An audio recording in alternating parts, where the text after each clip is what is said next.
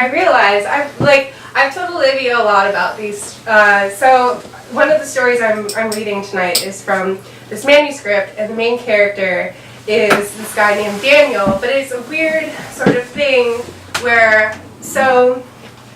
what inspired these stories was I had an encounter with a psychic medium at a crystal shop. Yes! And what happened was, so I was looking at lapis rings, and I bought one with money that I had gotten from helping my friend do drug things. And so I was buying this lapis ring for myself as a present the day after Halloween. And a psychic medium came up to me in a shop and started talking to me, and she said, I see a man standing next to you. Oh. And I was like, oh. And I asked her to describe him, and she described this guy that I really, really liked. But she kept calling him Daniel. And I was like, that's not his name. But she kept on calling him Daniel and referring to him as Daniel, and I was like, huh. So the next day, I went home and I wrote the first Daniel story, and the first Daniel story was him dying a very tragic death.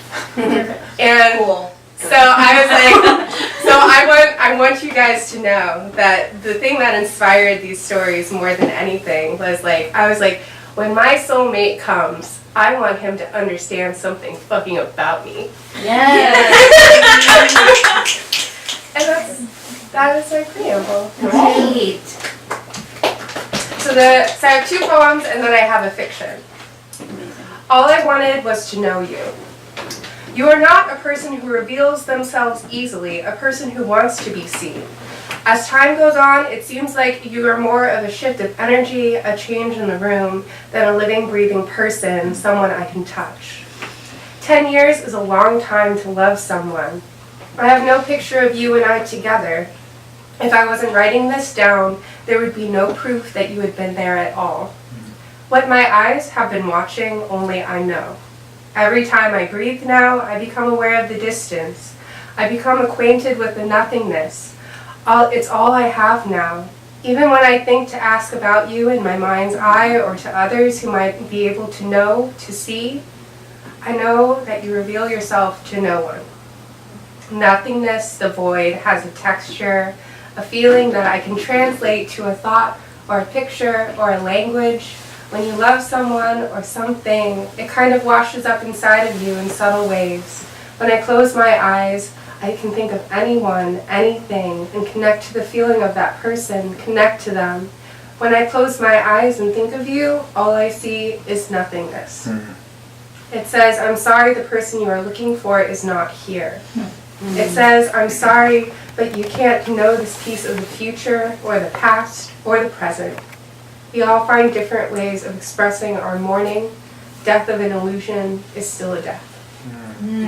Yes. This is an answer you give to a stranger. Only I know how much space lives inside of me that I am a stranger.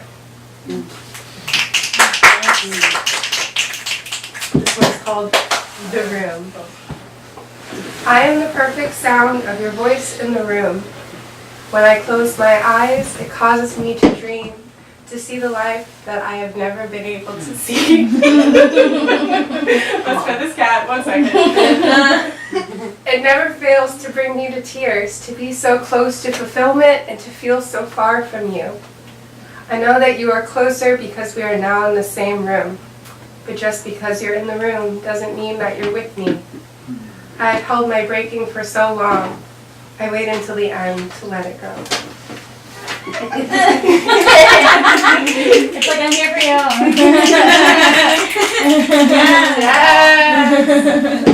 Baby. Looks like Gary a little bit. I know, she looks like Gary. It's like Gary's here, but she's so much smaller than Gary. Small Gary. Oh, Just like same name. Oh, she's sitting on my thing. Yes. Oh my gosh, Oh, this is crazy. I know. I feel. I It's feel really your that butt part. Yeah, this is. I have a thing for Maine Coons. Yes. Oh, she is such a sweetie. She loves you so much. Had your soulmates here. Cheers. She to showed that. up, so that's it. We can all go now. Okay, this one is called The Double. Sarah was trying to explain to her therapist Karen why exactly the interaction at the coffee shop had been so strange to her. Sarah was focusing on the fern that hung beside the window as Karen explained the different expressions of grief, and that the grieving mind can sometimes imagine people that look like the one that you lost as a way of being able to process the feeling. She was sitting backlit by the sun in the window, a very large, clear window with uninterrupted blue. It had been 2 years since Daniel's passing. After a few months of living in the apartment that they shared in Los Angeles alone, she packed up everything she could fit into a U-Haul and moved back north to live with her mother in San Francisco. She moved into the attic of the house she grew up in and threw herself into work in order to forget. She had told herself it was the feeling of being suffocated that made her leave. Perhaps it was that. She had learned to adhere to certain rituals. She would wake up early on Tuesday mornings, open the window right at her desk as the sun rose. She would walk to the coffee shop and wait until it opened while having a cigarette. When the fog would roll in, she would walk through it. She would go sailing with her father when he was home, but only on days with no wind. On a good day, she would buy a small crystal at the store and place it in the window in the sun to be able to remember it. She went to therapy. It was enough.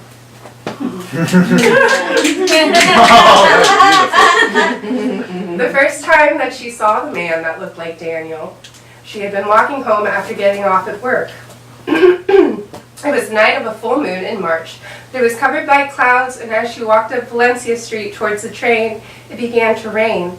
So she dipped into a small cafe across from the City College building and ordered coffee and something to eat while waiting for the rain to die down. Sarah could hear the rain now, harder, beating into the ground like it really meant it. What it meant, she wasn't sure. She felt like hearing the rain now, after so many years of drought, that every time she heard it hit the ground, it did so with meaning. She had been looking over pictures her father, Paul, had sent her from his sailing trip to the Philippines. She thought it was really funny that though they had been divorced for over 20 years, that he still CC'd her mother on all of the emails. And there he was, the man that looked like Daniel. When she saw him, she wasn't sure at first if he was real. She still dreamed of him long after he had passed. He would still come to her. The dreams always made her cry. In the dreams, they would be beside the ocean, and he would place gifts at her feet. The last time, it had been flowers. The man that looked like Daniel was sitting in the corner of the room on his computer. When he looked up from his computer at Sarah, he looked at her for a long time with a knowing that scared her more than if he had just glanced at her. She looked to her right. The man behind the counter brought her food out and refilled her cup of coffee. In her nervousness, she began to play with some Trivial Pursuit cards that were on the table, and the man behind the counter sat down beside her and spoke and asked her if she always carried those around with her. And she said, "Do I look like someone who just carries Trivial Pursuit cards with me everywhere?" And he said, "You never know. I feel like it's a good thing to do when you're trying to avoid your surroundings." Sarah laughed. He asked about her notebook. She said she was a writer, but only of small things. She kept the notebook as shorthand notes. He said, "Why don't you write a large thing?" And she said she hadn't felt like writing the large thing because that would mean having to touch the large thing. "Yes, what are you afraid of touching?" "Everything," she said. He put his head in his hand, and he put his head in his hand and looked at her and said quieter than his original tone, "Well, you know that man in the corner has not stopped looking at you since the moment you entered the room." "Can you see him as well?" she asked. "Of course I can see him. He's the only other person here besides you and I. I also saw you looking at him quite intently as well," he said. "How long has he been sitting here?" she asked. "About an hour. Maybe you should go over and say hello to him." "I can't," she whispered. "Not right now." The man introduced himself. His name was Paul. She told him that her father's name was Paul, and then that she had begun writing a story about a different man named Paul but couldn't figure out how to write it. He told her that he had always admired writers because he wasn't sure how they could come up with such interesting stories. He told Sarah that he always had two ideas for stories that he had never been able to write. One being based on a story that he'd heard once about a man who ended up saving a woman's life because he mistook her for his daughter who had died.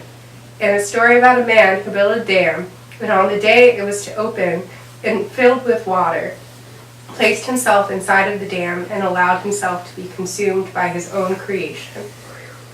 Sarah looked to Paul and through her own fear said, well, you just have to find a way to write what you already know, and the rest will come. The man that looked like Daniel packed away his computer. He put the computer into the bag, got up from the table, walked over towards the table where she had been sitting at, placed a note on the table, and walked out of the door. The door closed as she read the note. In small hand, it read, I do not wish to forget you. Sarah told Paul to wait a moment, and she got to go up out of the door into the hard falling rain. It was a moment since he had left, but the street was deserted. As far as she could see in all directions, there was no one. She walked back inside, grabbed her bag, and told Paul to eat the rest of her omelet. When she went to sleep that night, she had a dream about Daniel, but this dream was different. He was in her room this time in San Francisco. She was still sleeping in the dream, and he sat on her bed and woke her up. He asked her to touch his hands. He had a cut on his left arm from the accident. The broken glass from his car had sliced it, and there it was. She asked him if it hurt. He said he didn't feel anything anymore. He held her hand in his and said, I wanted to tell you something. He told her that when he arrived in that place, the Spirit had told him that they could still be with the people that they loved, that people from the physical world could come visit them in their dreams. The Spirit warned him though, that some people, once they have left the room, never return or think about the room or think about you ever again. He told her that the last time he had seen her, after she left the room, the whole room filled with snow, and he worried that she would never come back, and that perhaps she had gotten lost in the snow and wouldn't be able to find her way back. I worried about you in the snow, he said. He said, I know it would be unfair to keep you, but I do not wish to forget you. When Sarah awoke, she was crying.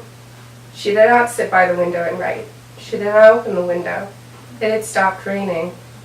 She made her own coffee. She sat on the back porch. She sat watching the sun rise over the hill, the light crawling over the surroundings and illuminating the small droplets of rain on the plants, on the wet wood. Something about the wood reminded her of old westerns, mission churches, wild horses. She touched it as a way of touching something that reminded her of being free. When her mother Laura awoke, she found coffee already made in the kitchen. She opened the door to find her still crying and said plainly and softly, you saw him again. Sarah changed the subject. She said that the flowers on the counter were lovely. Laura said, they are. Did you buy them? Sarah said, no. Did you? There was a pause. There had been flowers on the counter in the morning that had not been there the night before she had fallen asleep. They were white roses. Daniel had taken to buying her white roses, not because he liked them, or that he had been told that they were something that he should find beautiful, but because he found them to be beautiful. Laura asked if she wanted another cup of coffee.